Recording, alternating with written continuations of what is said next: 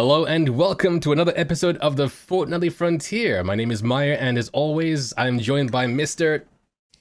Darjanator. There we go. On this side. On this side. I don't know why that was so confusing today. But yeah, so today we're going to be talking about something slightly different, a little meta, normally we talk about specific, I guess, concepts and stuff like that will be coming on the horizon.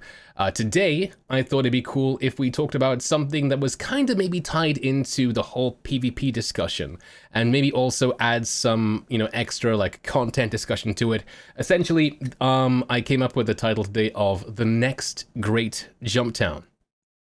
As people may not know, Darj, can you explain what Jumptown was?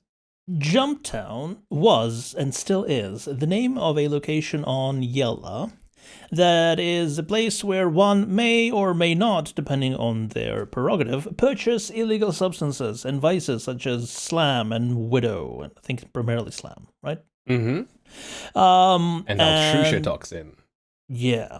At one point, that location became contested because it was pretty much the easiest way to make money because supply and demand were completely broken in the game and everybody could buy as much as they want and sell as much as they want. So people went to buy, and other people who didn't like, in lore didn't like drug dealers, went to fight them, and then the people who wanted to deal drugs got their friends to fight back, and it was such a viral, I want to say, it was the thing to do. It was the thing to do. It spread out. It was pretty much happening on every server, and it happened so much. It was then put into the official lore. It's been canonized. The Jumptown Wars, yes. Yeah. And if you want a very, very lengthy, but also very, very good documentary to watch about it, the Astropub, a friend of the channel, made that. So go check that out on their channel. Mm-hmm. The Galactic Historian. That is the one. And it was basically, all the money you could have if you wanted. Yeah. If you could get it, if you were good enough. I mean, you make it sound like a bad thing. I didn't know that it was broken insofar as, you could get as much as you wanted. I thought there was still a timer for it, just a bit slower than normal. Or a bit shorter than normal, or the tick gave a lot of the stock or something. So as long as you were the first one there, you were good. I think it may have been that the production was on a timer, but the place to sell, which was Grim Hex, that was unlimited. It had unlimited buy demand. Potential.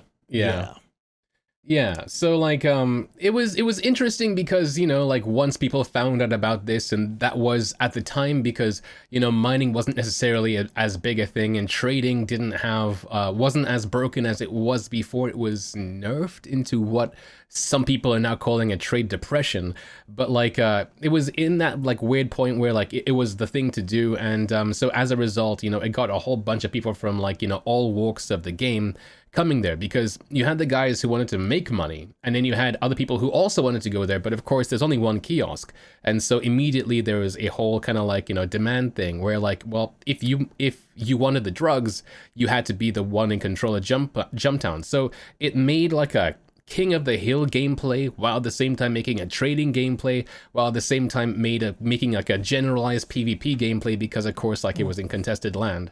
And yep. I feel as far as organic and emergent gameplay, it was, I feel, one of the most effortless, what's the word I'm looking for? Additions of such kind of gameplay in Star Citizen, to date.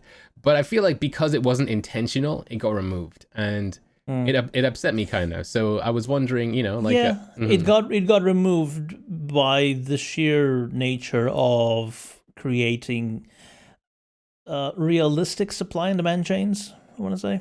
Right. So essentially what they did after the success of Jumptown was they were okay, well, let's make loads of Jumptowns. So initially we had one place called Jumptown, and it was quite tough to find. You needed a specific mission to know exactly the pinpoint location of where it was. The patch that came afterwards, They added a whole bunch of other places, the necropolis, the orphanage, this, that, the other. Places that basically had the exact same, I guess, deal as Jumptown. As in you could buy and sell drugs there. And as a result, they did what happens in other multiplayer games that like are battleground focused, where like, you know, you add a DLC map and all of a sudden you split the community. By breaking that, they, you know, like all of a sudden you wouldn't find gatherings of people in the same place because there was no need for them to, you know, like have this risk going down there and dying when they could just do it somewhere else. It's doubly worse because the economy is connected via all the servers. So the supply and demand of a couple of servers over there, you know, if they're really into the whole drug running, will also affect the servers where it's not happening. So if somebody just wants to come over and, you know, check what is up, they may find that there's no stock because other people are dealing with it. Yeah. And also, on the other hand, with the 50 player per server limit, you're not gonna have anyone there because there's now so many locations, different locations for people to go, that the universe is getting empty. In a weird way, yeah. I mean, like, the Stanton is already, because we only have 50 people on the server, like, in each server for now, like, by adding extra locations to do the same thing, you inadvertently make it so that, you know, like, you see less people. And so the game feels emptier than it could be. And they've had things like, you know, missions with counter missions where people go in and, you know, like try and compete with other people for said missions, where they either compete or they actually try and like stop them and that kind of thing.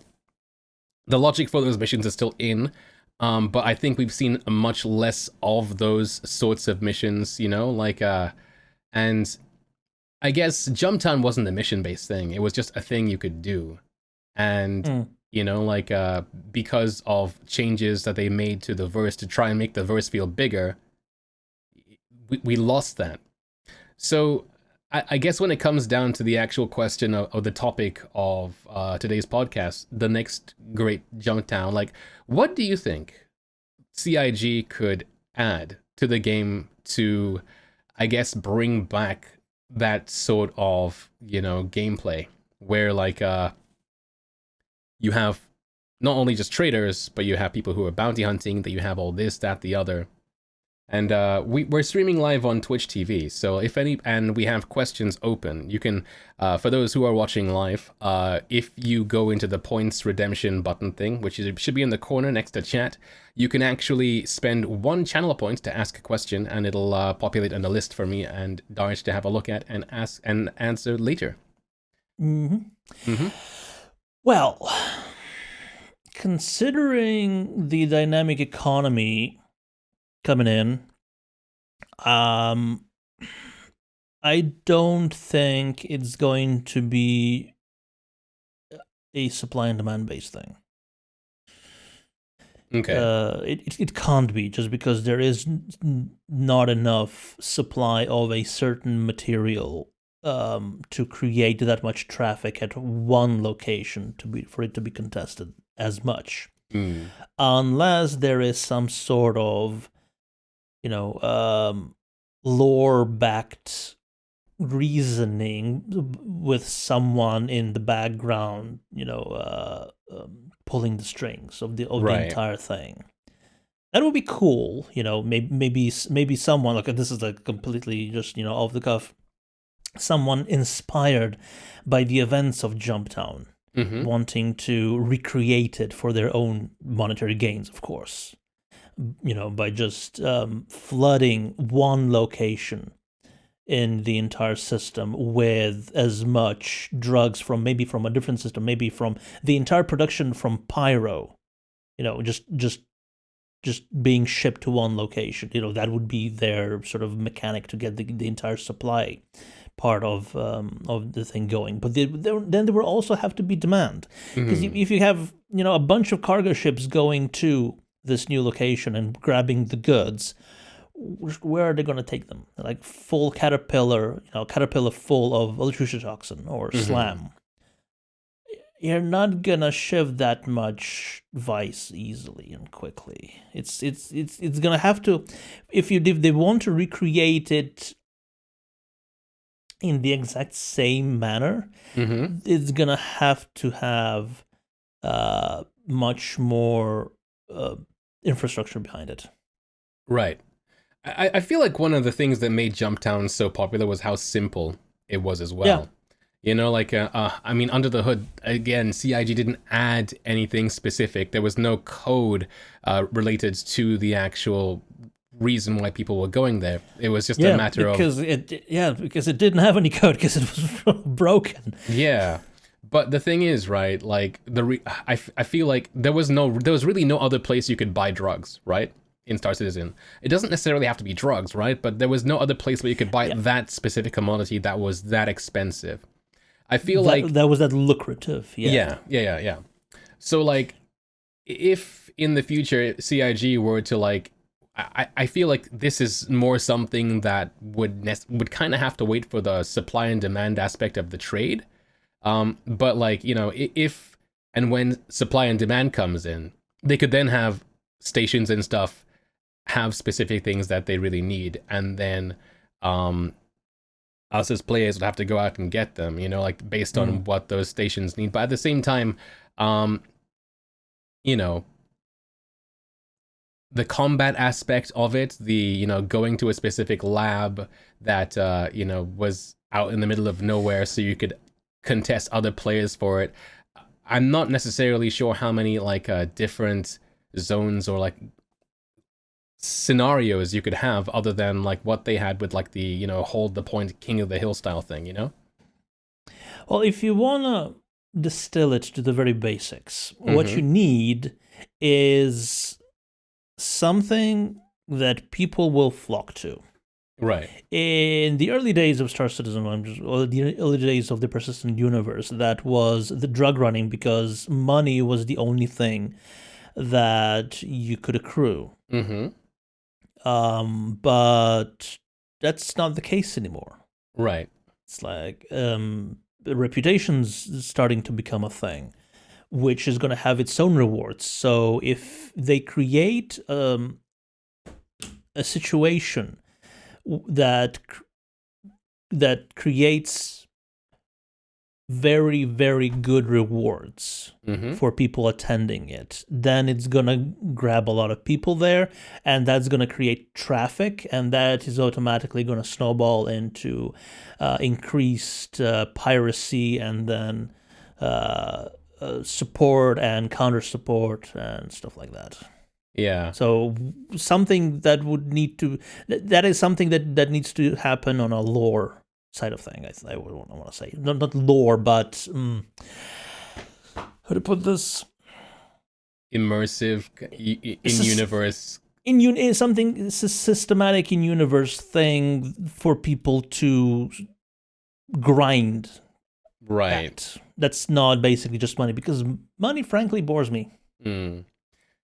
True. I mean, that's because there's nothing to do with your money, you know, like there's not, you know, like I suppose back in like 2.x, the thing you could do with your money was, of course, buy stuff. Right now in Star Citizen, like apart from certain ships, and not every ship has the same kind of like value insofar as I must have that, that's what I want to grind to, you know, like even the 890 jump, you go in it once or twice now, and there's no use, there's no point, because there's no gameplay assigned to it just yet, apart from, you know, owning the thing.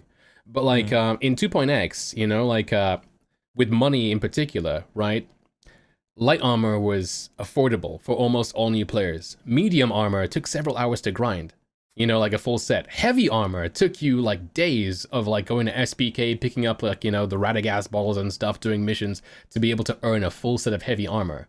You know, so like there was a logical progression more so than there is now in the verse to like, you know, things to do. And with the reputation system, they can kind of start bringing that back in and start locking different items that are more expensive, or, you know, like stronger or whatever, like behind those specific things to give that game aspect of the game. Yeah. Yeah, but as far as like bringing gameplay into, you know, like a jump towny kind of thing, I feel like Theaters of War is kind of a step into that, but it's very localized. Like if they could kind of bring a Theaters of War style kind of scenario into the PU, and then give you, you know, like reputation, and give you like money or whatever else you would want from it, that would be cool. But I think that's a long time coming. But I think I just saw it in chat. Like, I think now to me it could almost be like Theaters of War is, in some way, kind of like a nursery of that idea. You know, like where like they'll try and fine tune it there before maybe perhaps something similar in the way of like a dynamic event could happen in the verse. You know. Yeah, definitely. Something like a prolonged battle for a certain location because reasons. You know, it's something that we had with the Xenothreat event. It was basically just control of Jericho. Yeah. Which was slightly less complex. It was mainly ship to ship battles. There was nothing on foot. But yeah, an event like that where it would be not just advantageous, but you could have moral justification to pick either side, than which, you know, just make happen with the Ninetales lockdown. True. I really do hope so. I mean, like Xenothreat with multiple sides, so that like you have the multi-role like part of phase 1 that we had with Xenothreat was amazing. You know, like you could go into the Starfair and get the boxes and do those timed missions. You could like, you know, on foot like kill the guards. You could like dogfight like the guys that came in. If we had that, but on you know, multiple sides and that kind of thing, that would be really cool. Especially, you know, if there are actual rewards with it. You know, I think the saddest thing about, you know, the Xenothreat event was that, you know, like we didn't get that dude's helmet from the video as like either a collectible that, you know, like was a trophy you could put somewhere, or if you could actually wear it, you know. That would have been the icing on the cake for that. But, you know, like now that that's come and gone. Especially because it was so short. It's like, right? Yeah. Right, yeah. I think they sort of learned that they need to create longer-lasting events of that kind. Yeah, I feel so too, and not because you know, a lot of people just want to play so much of it. It's just because a lot of people don't have the chance to play, let's say, during the week, and that was over in 2 days. The last phase was just a day, wasn't it? Pretty much, yeah. I feel like going forwards, I mean, like if they were to do another one of these sorts of live events, it would have to be at the least, I feel, even though, you know, like it's supposed to be a living, breathing universe or whatever, it should be at least a month's worth of gameplay. Yeah. You know? Like they could easily have made Xenothreat as we had it like run along for like 2 weeks, even to a month, because like the argument of it's a living, breathing universe doesn't even like hold any water, because the moment you finish, you know, the session or like the goal for that day or that phase, it reset on the server you were on. So they could have just had it going for 2 months or 2 weeks or whatever. But you know, it's lessons that I'm sure they've learned for next time. Yeah, as much as we want to have Star Citizen be as realistic as possible, it's still an MMO at the end. If you want linear, logical progression, Squadron 42 is something you want to play, yeah. Yeah. So I agree. So there was a question that we got that simply says, you know, like, so does CIG actively wants to create scenarios similar to Jumptown? Like, is there a reason why they wouldn't want to like create that sort of situation? I really don't think there is a reason why they wouldn't. They are, at least the people that I've spoken to, they're huge fans of Jumptown because of it got people playing the game. Even though at the time there wasn't much to do, it got people playing the game, and it taught them the sort of things that people wanted to do in the verse. with things like, Death of a Spaceman and all that stuff, you still think that like it would be actively something that they would want to do once those mechanics are in? It Like, just it just depends on the size of the carrot and the stick. I suppose that's true. Yeah. I mean, I can't, as you say, I would have to be really struggling to play devil's advocates to think of a reason why they wouldn't want that, And I think CIG are kind of victims to like wanting to make the Stanton system as vast and expansive as possible. And sadly, doing the solution that they chose to do so was basically to copy and paste, like locations that, people already know and use. For instance, like not only just Jumptown and, like that specific drug trade, but also, things like getting a crime stat and making it so that you don't just go to SBK, but you can go to Microtech, you can go to ArcCorp, you can go to Hurston and hack your crime stat there instead. Again, in a server full of 50 people, that gives you 4 different locations where you can do the exact same thing. And I can kind of see why you would want to maybe perhaps split the the community up that way, just because otherwise it can be a complete another pain in the ass if you want to go hack your crime stats. Somebody else is there and they kill you. But that was part of the gameplay. Now it's just I go to Microtech because it's the safest one, and I stand for like a long time doing nothing. It's not a decision they made in a vacuum. I'm pretty sure that all of that was, what hung over them at all times was server meshing is coming. Mm-hmm. We're going to have a combined servers for everyone. Yeah. So let's get several locations in, because something tells me that when server meshing rolls out, even the 4 different locations to get rid of crime stats are not going to be enough. Yeah, I mean, I feel like CIG are kind of like victims to the fact that they do have this long sight. Like they have they have the end goal in sight pretty much at all times. So as a result, they end up being like short-sighted, or they end up not being able to see what's immediately in front of them in terms of like what makes the game fun for us right now. But if they do, and if they create mechanics for us to play in the meantime, they just double the work for the devs, because they have to make patches and just hacks for us to play in the short term, while also making the long term gameplay and locations and everything. Yeah. And it's already taken so long to make this game. I think they have made the correct decision to not double their efforts. Well, not double their efforts, not double their workload.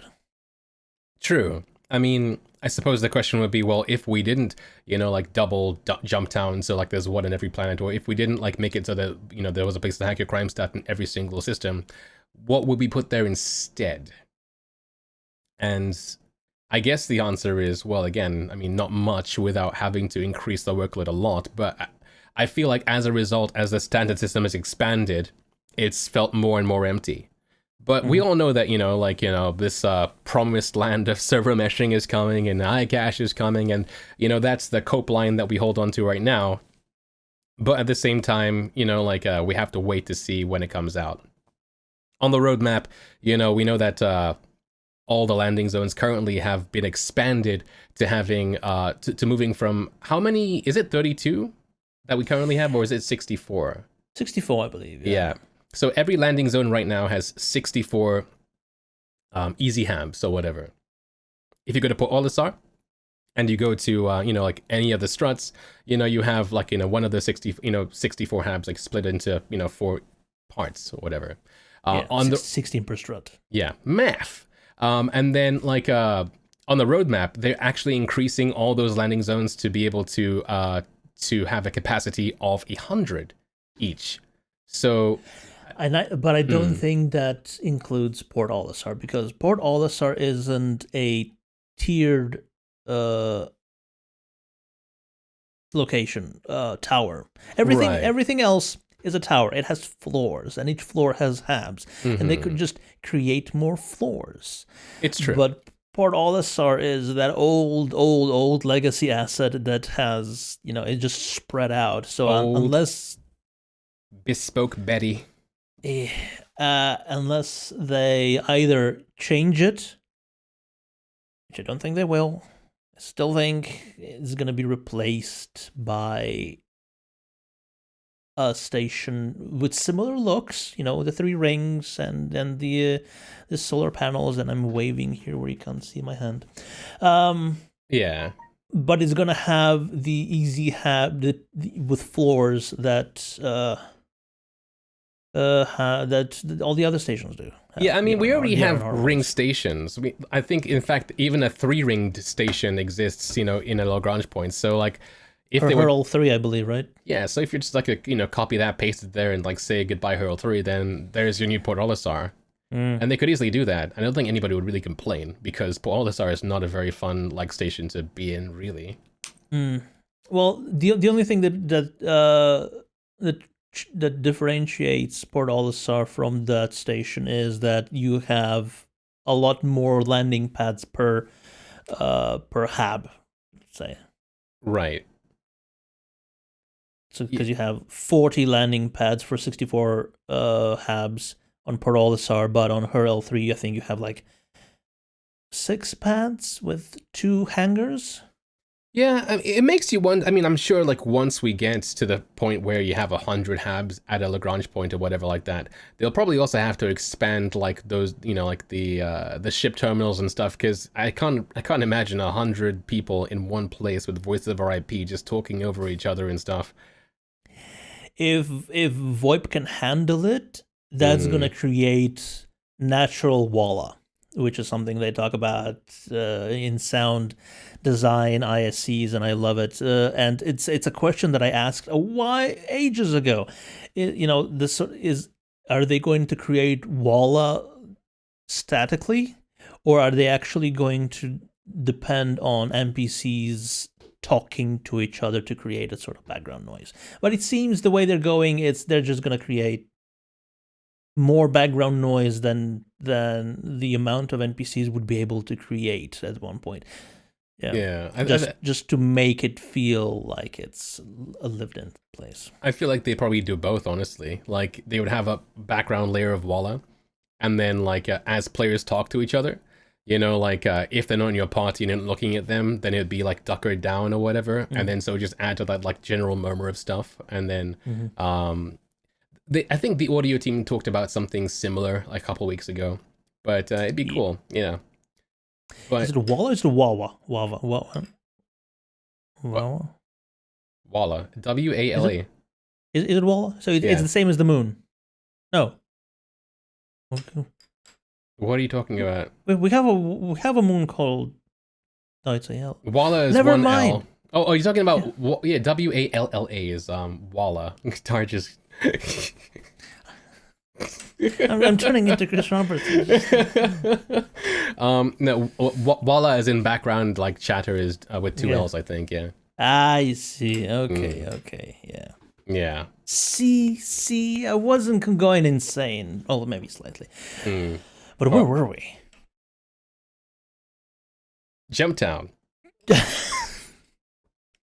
Sure. Yeah. So, I mean, I feel like it's going to be tough for us to see something similar to Jumptown, like, in the near future, just because of the parts that came together to make it, like, a thing. Because right now, the verse is so, like, expanded upon. They've kind of almost done an Elite Dangerous to themselves in a way, where they've, like, all the player base tends to gravitate outwards because there's, all the content you want to do is everywhere, there isn't a localized place for one kind of gameplay. There isn't a localized place for one kind of, like, a high risk, high reward kind of, like, activity. Stanton, I think, for that is too much.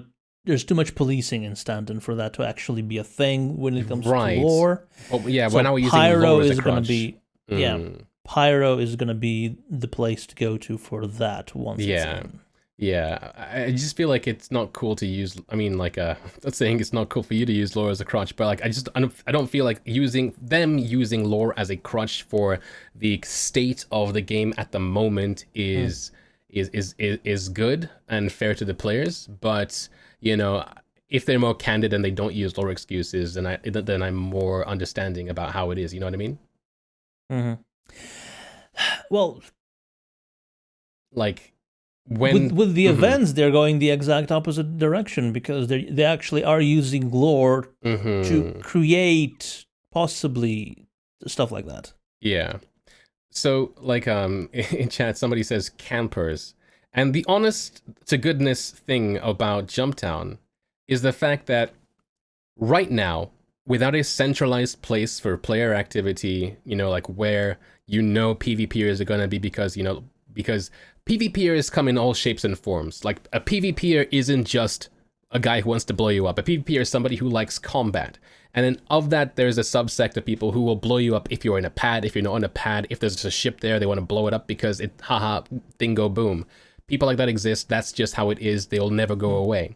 What Jumptown did at the time was made it so that people who, weren't necessarily of that category but wanted PvP had somewhere to go. And because people were going there, even that other category would go there. And so like it alleviated the kind of stress of like, people looking for combat elsewhere in the verse.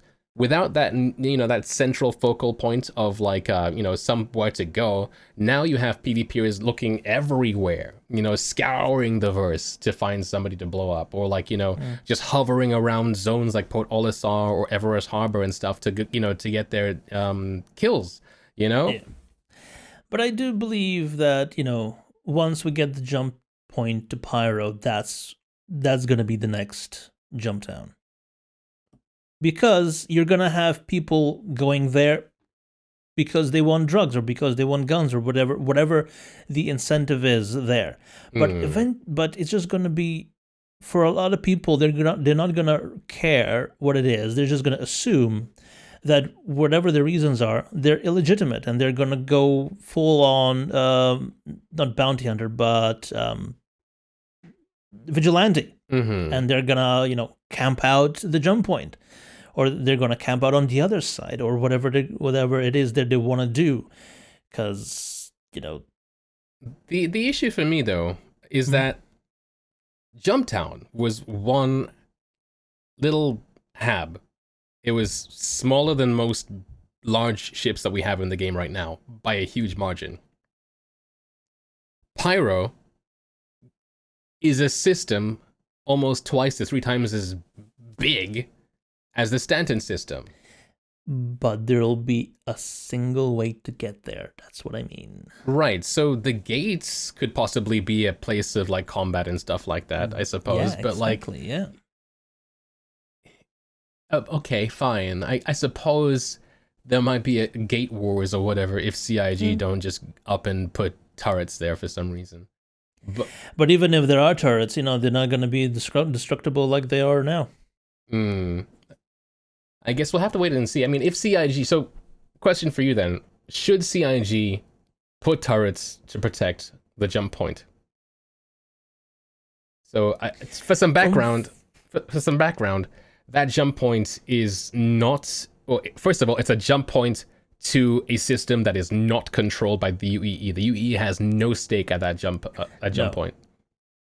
On the other hand, it's a potential ingress point for a lot of ne'er-do-wells, and the controlling parties of Stanton would do well to put guns at the gates, like Deep Space Nine, I suppose.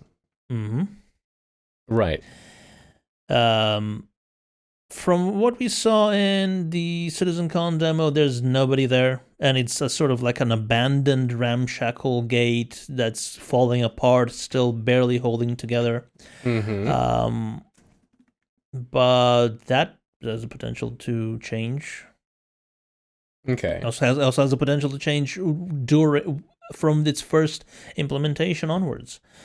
Just because of, again, in lore sort of relationship or standing against, from people of Stanton towards the people of Pyro. Yeah. So someone in chat says, you can't just blow things up for no reason. There has to be a reason for PvP. Says who? What game? In Star Citizen, you can. And so the only thing that you can think of doing right now is to find like activities that will narrow that gameplay that you don't like into a place where they're more likely to go. There's security and there's in-game stuff like that, but like at the moment, Star Citizen, you know, is for lack of a better word, free in that sense, you know. But yeah, what do you think, Darch? I don't like overactive PvPers. Right. I mean, neither do I. I'm not good at it. Yeah. I mean, I suck get at my it. ass handed to me at every possible situation, especially when it's a certain Hannah in an arrow. But I'm not gonna go against people's right to do PvP because it is a legitimate form of gameplay. Yeah, I struggle. It's other than establishing yourself as a good PvPer. I really don't think there's currently anything for people to, in terms of reasons why people should PvP. Right. Other than, you know, intimidate other people by defeating them and, you know, building up the name as, you know, the best PvPer in the European region or whatever. Yeah. With time to kill being a lot longer potentially soon and disabling of ships, that, you know, then that creates other incentives for PvP. It's, you know, stealing people's cargo. It's stealing people's ships. It's stealing people's people. Because right now, when you defeat someone in PvP, they go boom and they respawn. Right. There's no other consequence to it. But once there is, there will be. And I think at that point, a lot of people are going to actually start understanding why people do PvP. Yeah. Because right now it is for lack of a better term, it is a dick waving contest. Yeah, for the most part, it's people having fun at other people's expense. Yeah. But it has a potential to be so much more. Yeah, it does. I mean, I always worry about like how it's going to turn out, just because, you know, like with Death of a Spaceman, with eventually like having to recover your body, or like you know, like being in a state where like you need somebody to rescue you, you know, your life will become a bit more precious. I mean, medical insurance is something that's coming at some time this year. It's on the roadmap for like Q3. There is an insurance desk that was showcased at the latest ISC when they were talking about the new hospitals. Yeah. So I can only assume that that is personal medical insurance, because you're not gonna go and insure your Aurora at the local hospital. I mean, we currently have hull insurance right now in Star Citizen, so with that, like, you know, your ship blows up, you get your hull back, but you also get your components and everything else, and they could easily, like, you know, split that off into something as an extras that you can do later. Yeah. What components and cargo, I think that's going to be separate, yeah. What do you think medical insurance will entail? Ooh. Because, let me give you some primers, I guess. So the active status tier 2 thing that's coming at, you know, like that's slated sometime at the end of the year, you know, so active status tier 2 looks at a variety of new elements such as hygiene, NPC status tracking, multiple bytes, DNA integrity, medical insurance, cybernetic limbs, and cloning. Yeah, it could be that it's only lower price for invasive procedures, free regular procedures. Like if you break your ankles by jumping out of the second floor at Grimhex, if you have proper insurance, they'll just patch you up for free. Okay. But if you don't, they're gonna charge a couple of hundred alpha UEC maybe Per toe. and Per toe. or two. And when you respawn, it could be that the more the more say extensive your insurance policy is, the more you paid for it, the better you'll be off when you respawn. Like if you have the basic bitch tier respawn insurance, then sorry, you're gonna have to have a cybernetic arm or an eye or whatever. Right. But you have the top tier one. Maybe you could get the first couple of ones. You're back in perfect condition. With like your base health being the same and no debuffs or whatever. Yeah. Okay. Well, it'll be interesting to see what they come up with. It's interesting that cybernetic limbs is on the docket for that as well. As for if or not it's actually going to be part of the system, when that's out, we'll have to wait and see. But yeah, I figured that was something interesting to like think about because, with Theaters of War and with Jumptown as we had it before, there was no kind of like a punishment for dying apart from respawning and the slog of getting back into the action. But with medical insurance, with Death of a Spaceman and all that other stuff, things get a bit more sticky, and the risk, I suppose, will increase, whatever that risk may be. Maybe just like a money risk, maybe medical insurance might be as simple in Tier 0 as like in Grand Theft Auto when you die and like you lose a percentage of your money, Yeah. But yeah, I'm really, really keen to find out what that's... But what happens if you can't afford a respawn? Do you go into debt? You're banned from the alpha. No, I mean, like, eventually, you die and you only have 3,000 alpha UC to your name, but a respawn is 10,000. Like, what happens? Do you banned go into from the debt? alpha? I mean, you could. I mean, really, realistically, yeah, maybe you go into debt or something, and there'd be or mission, you just don't respawn. You're instantly moved off to your next of kin. No 5 strikes in Death of a Spaceman. Well, I mean, yeah, that's where cloning comes in. I mean, you have to register cloning and stuff like that, so that would make sense. That would make sense. But as far as, I mean, like, when we start thinking about these bigger picture things, I always go, give it 2 more years. Like, I can't see that happening in, like, soon.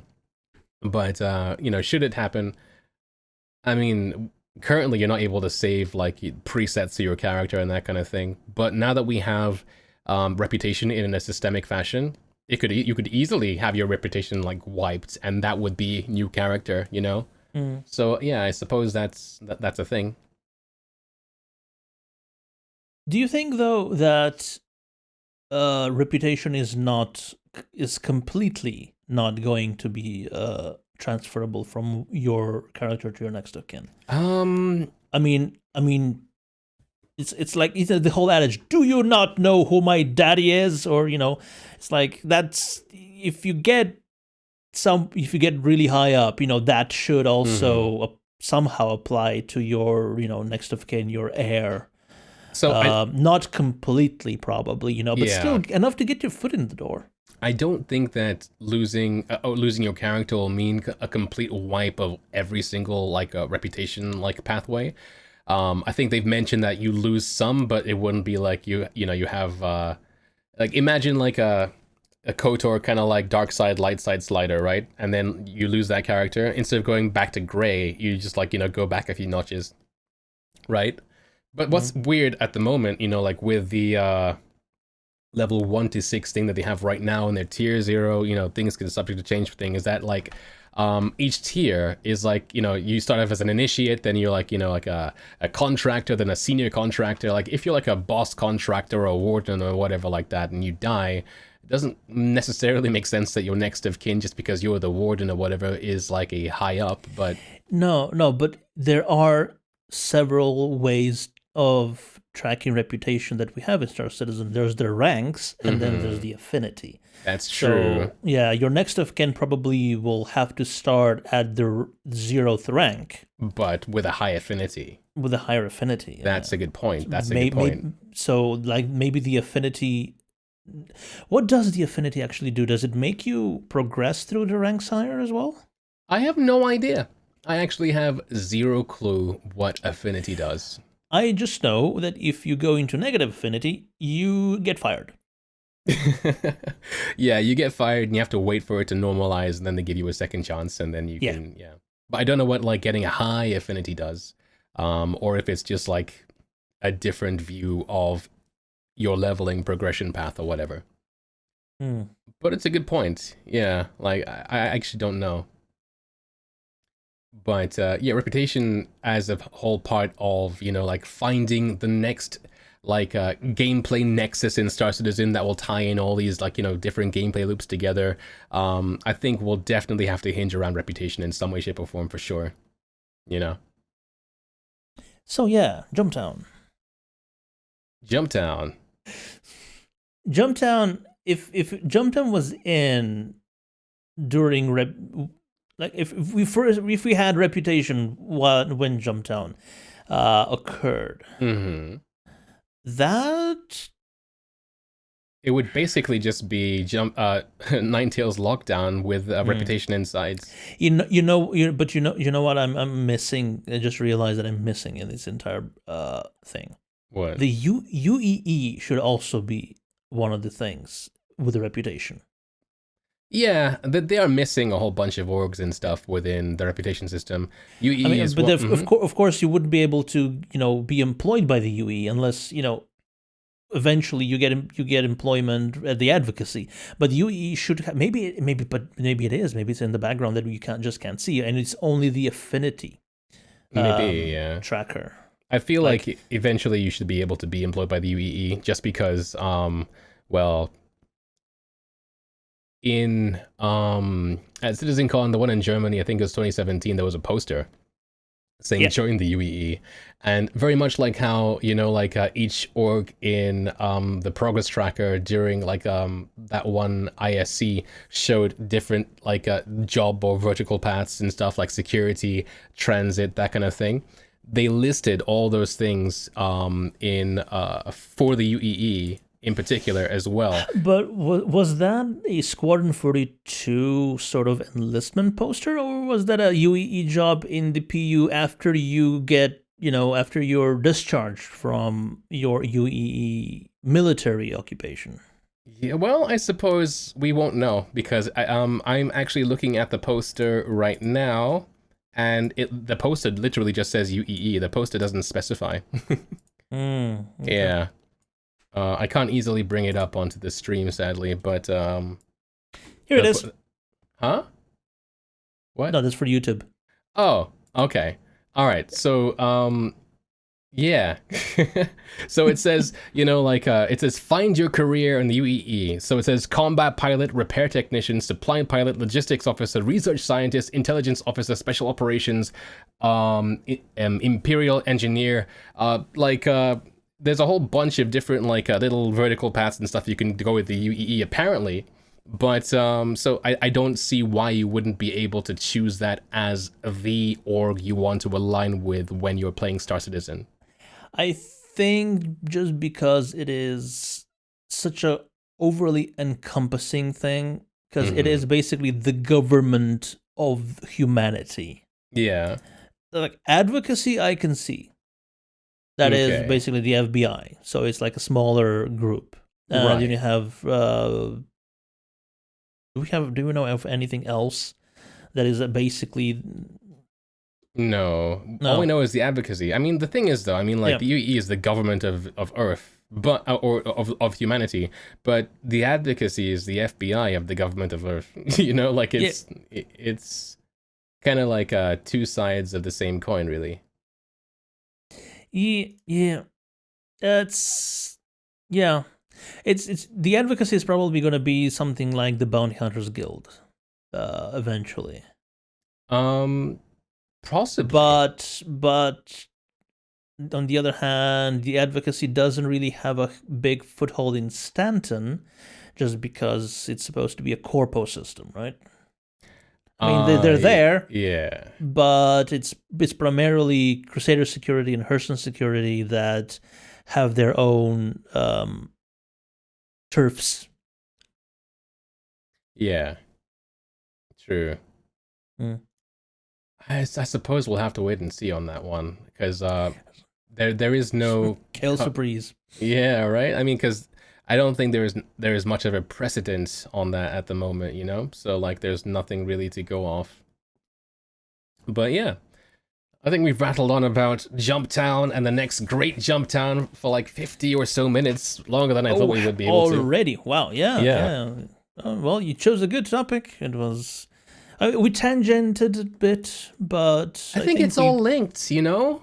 It is, yes. It's all 100% linked, because like Jumptown kind of brought all the gameplay loops and possible gameplay loops of the time together. And, you know, granted, there wasn't much, you know, like FPS on foot, ship combat, and trading. You know, the next thing in Star Citizen, like, to be like that, should, I feel, also bring together a lot of those gameplay loops. And I feel like it's unrealistic, perhaps, to expect something like that would tie in everything that we can currently do in Star Citizen, because then you have to factor in things like mining, refining, blah blah blah, da da da. So like, but I feel like they could try if they were to like do it in like a parcel of like, you know, one of those dynamic events, you know, like yeah. I didn't think they will. I didn't think trying to create an event that encompasses just about everything is futile for now. Yeah, and you don't want it to feel forced either. Yeah. But you also want people who have bought Star Citizen to do a specific thing to feel useful, you know?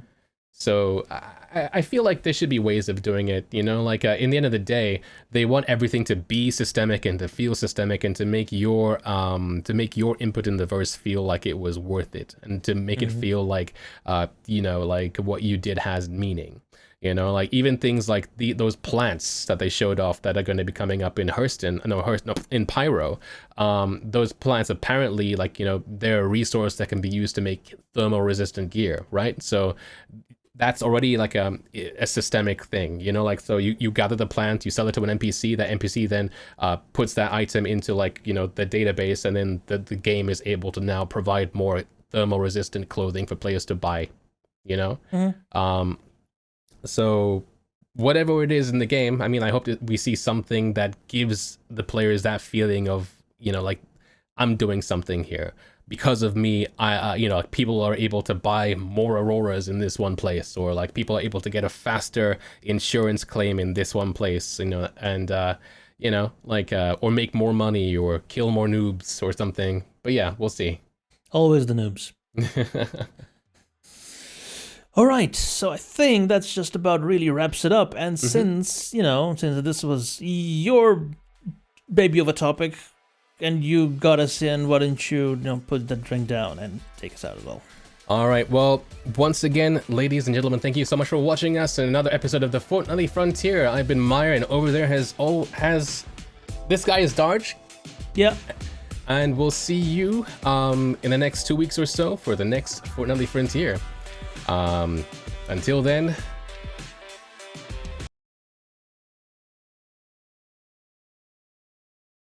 I ain't putting cricket sounds in this.